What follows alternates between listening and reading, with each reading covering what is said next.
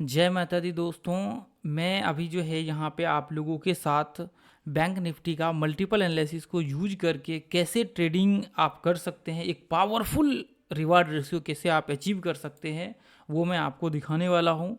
आप सभी का स्वागत करता हूँ आपके अपने इस यूट्यूब चैनल राजीव आरसीएस में। तो चलिए हम लोग इसको स्टार्ट करते हैं।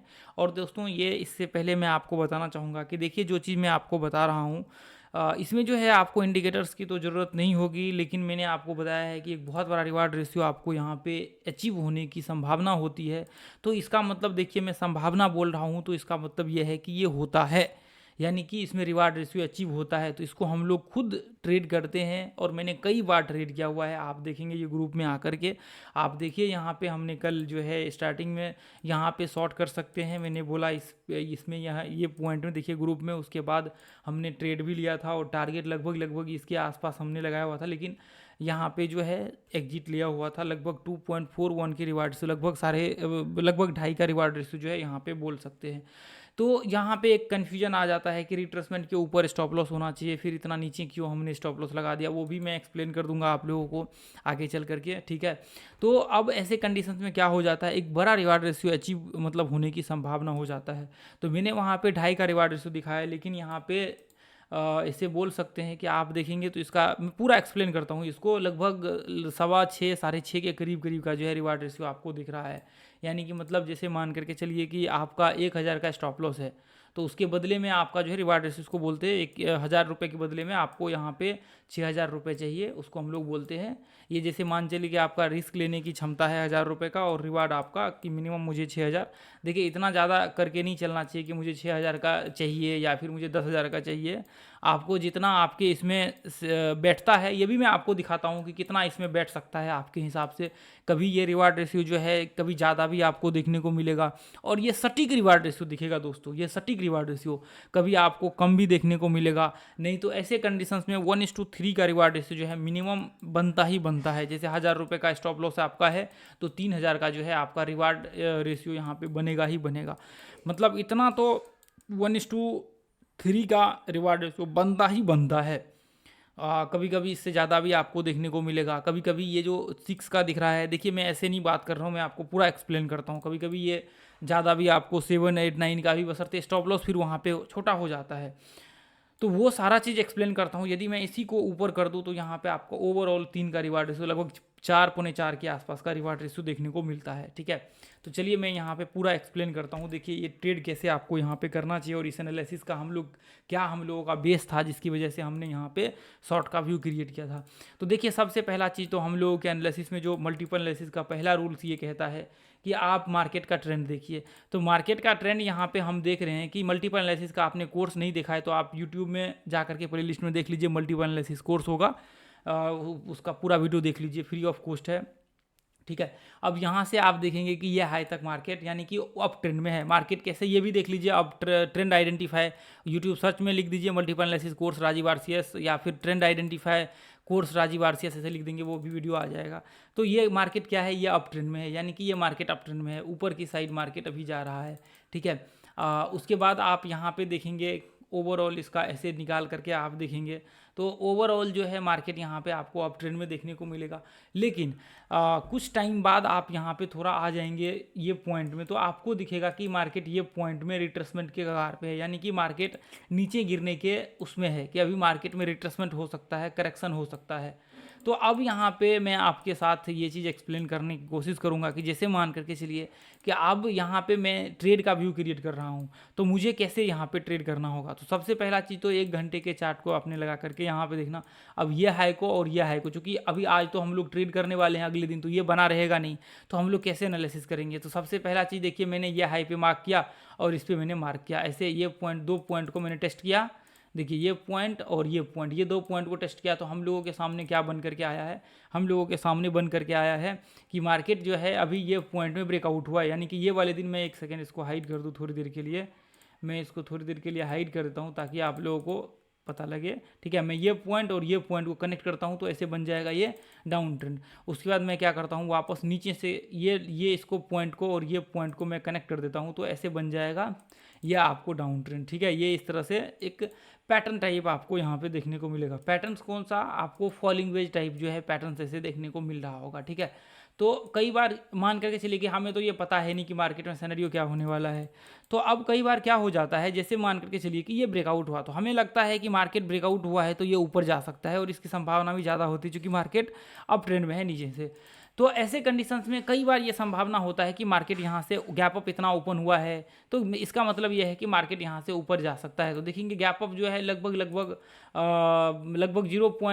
0.6 के आसपास जो है आपको गैप अप हुआ है, लगभग 250 पॉइंट से ज़्यादा का गैप अप जो है यहाँ पे हुआ है। तो इसका मतलब सिंपल सा है कि व्यू जो है ओवरऑल ऊपर का लोगों का यहाँ पे बनेगा। तो मैं आपको एक चीज़ कहना चाहूँगा, देखिए आपका एक तो रिट्रेसमेंट का कन्फर्मेशन आपको चेक करना पड़ेगा कि मार्केट का रिट्रेसमेंट क्या है।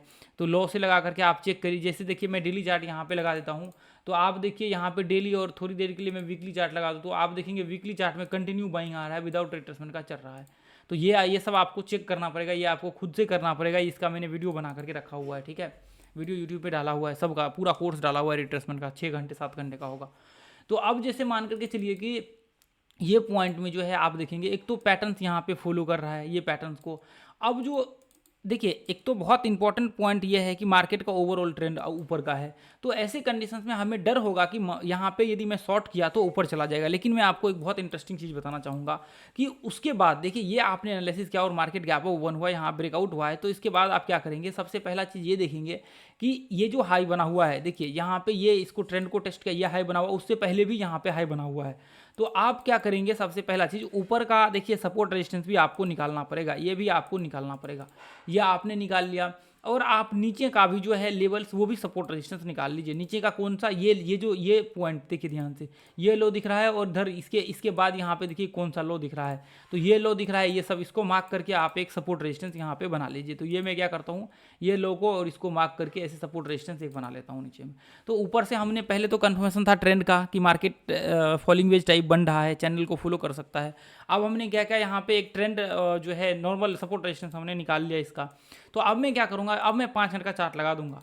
तो अब जब मैंने 5 मिनट का चार्ट यहाँ पे लगा दिया है, ऐसे कंडीशंस में आप देखेंगे कि अब ऐसे कंडीशंस में मार्केट तो ये सपोर्ट रेजिस्टेंस के ऊपर है, और यहाँ पे बहुत ज़्यादा संभावना होगा कि यदि मार्केट इसके ऊपर है और गैप अप इतना ओपन हुआ है तो ऊपर जाएगा मार्केट। इसकी पॉसिबिलिटी क्या होगा, बहुत ज़्यादा हाई होगा कि मार्केट यहाँ से ऊपर जाएगा। लेकिन मैं आपको एक और इंटरेस्टिंग पॉइंट बताना चाहूँगा दोस्तों, कि ऐसे कंडीशंस में जब मार्केट देखिए कई बार ये जब रेजिस्टेंस के पास आता है तो कई बार क्या होता है, गैप अप ओपन होता है, फिर बाद में वो धीरे धीरे करके अंदर आ जाता है, ये ट्रेंड के अंदर जो है फॉलो करना स्टार्ट कर देता है। तो अब यहाँ पे आप देखेंगे, मैं इसके पीछे लेकर के चलता हूँ थोड़ी देर के लिए, पहले मैं आपको यहाँ पे समझा देता हूँ।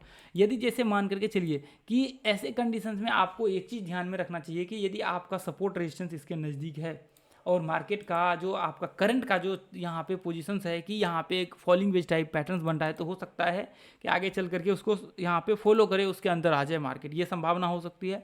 और दूसरा ये है कि आपका सपोर्ट रेजिस्टेंस जो बन रहा है उसके अंदर आने की संभावना हो सकता है। तो आपके पास यहाँ पे एक अपॉर्चुनिटी निकल करके, और इससे भी इंपॉर्टेंट पॉइंट कौन सा है, इसके पीछे आकर के देखेंगे जो मैंने आपको रिट्रेसमेंट का बताया था कि ओवरऑल का रिट्रेसमेंट बाकी है अभी, ये एक स्ट्रॉन्ग पॉइंट आपके सामने निकल करके आता है शॉर्ट के लिए। उसके बाद फिर ये सब एनालिसिस स्टार्ट करिए।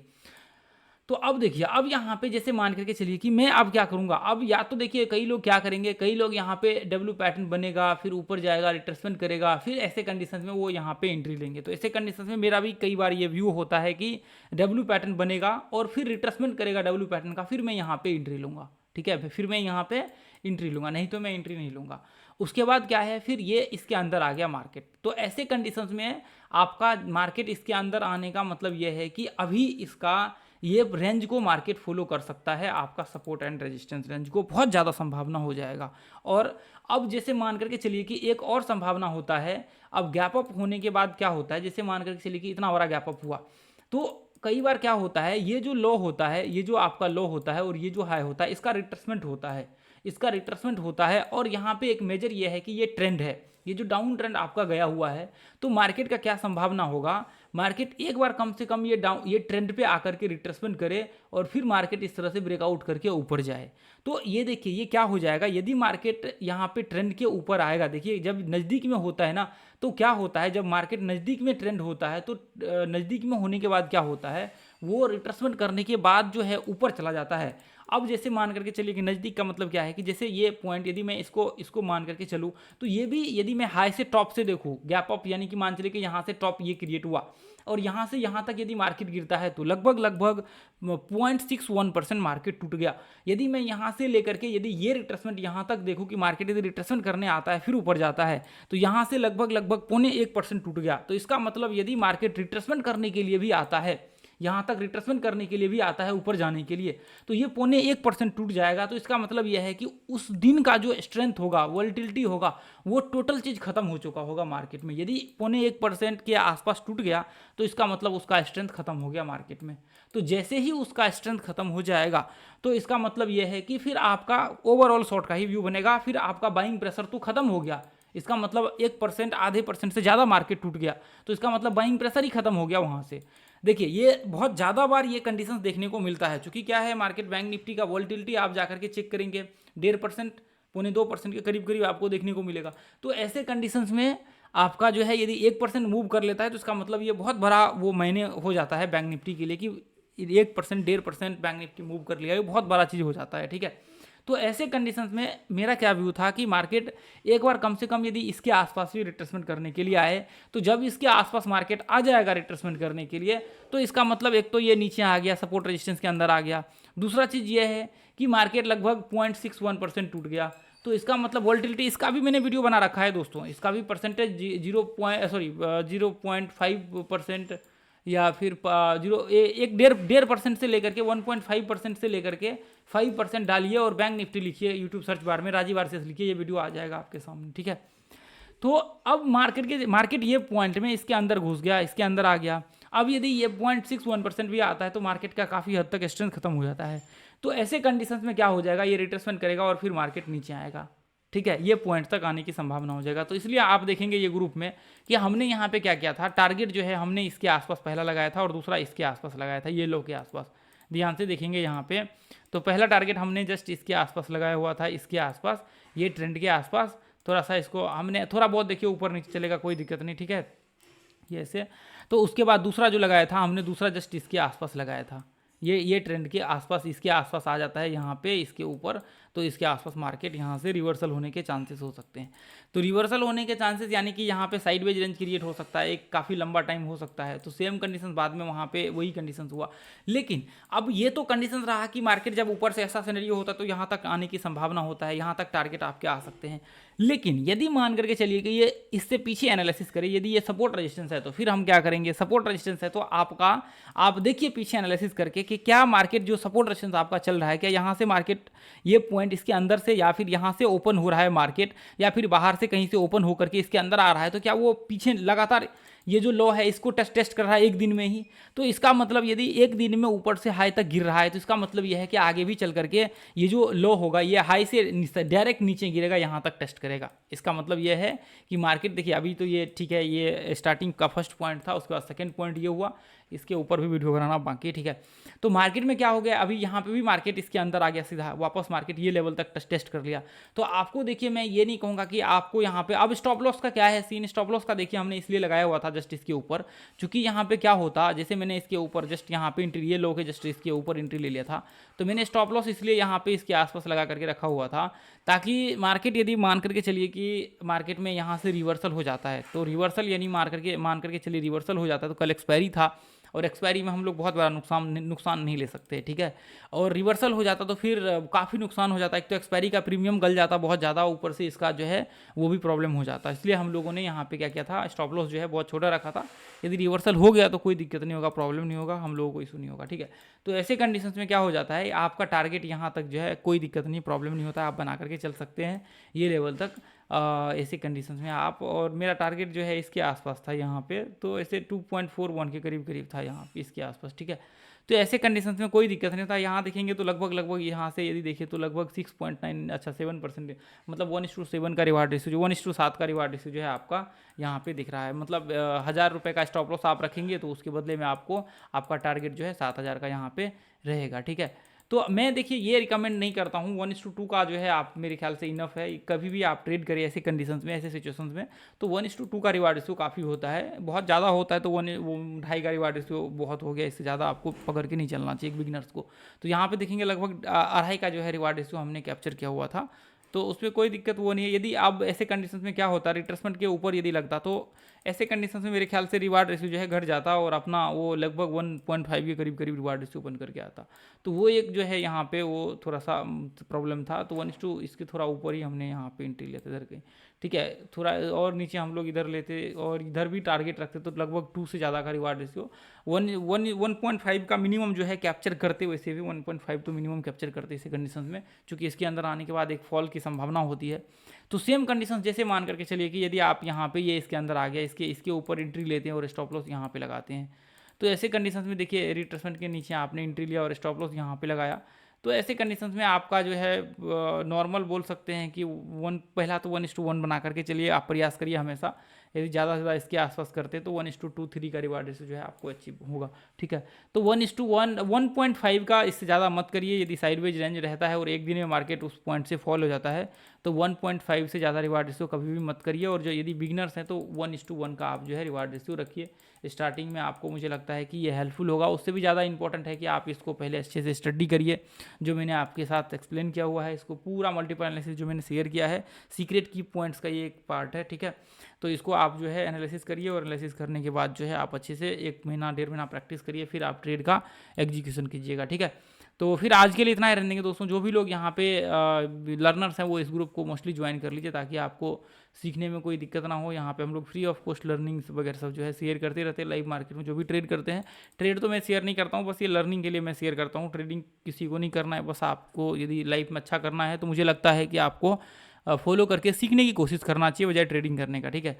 तो चलिए फिर आज के लिए इतना रहने देंगे। यदि आप लोगों को वीडियो अच्छा लगा है तो जरूर इस वीडियो को ज़्यादा से ज़्यादा लोगों तक पहुँचाइए, ताकि ज़्यादा से ज़्यादा लोगों का जो है हेल्प हो सके। फिर मिलेंगे अगले वीडियो में दोस्तों। जय हिंद, जय भारत, जय माता दी। Thank you so much.